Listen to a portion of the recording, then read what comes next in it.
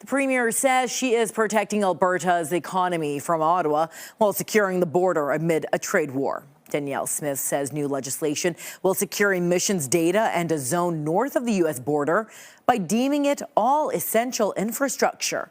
As Chelan Skulski explains, experts question the plan's effectiveness and legality.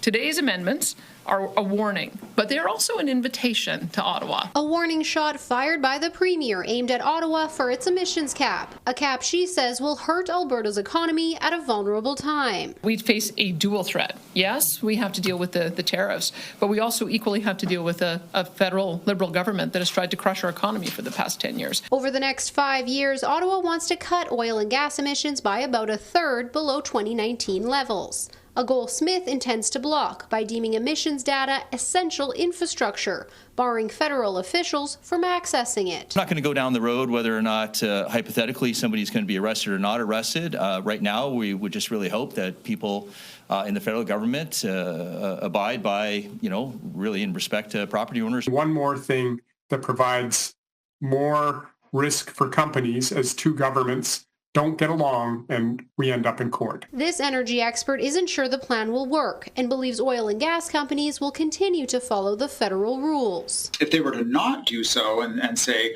well, our defense is that the provincial law tells us not to, that's probably the context in which that provincial law would find itself struck down. In addition to emissions data, the bill also designates the 2-kilometer zone north of the Alberta-Montana border as essential, a move the Justice Minister says will give police more powers. The peace officers will be able to, they have the tools now with the amendments in order to exercise their discretion. Authorizes the Alberta sheriffs or any other peace officer, which includes police officers, to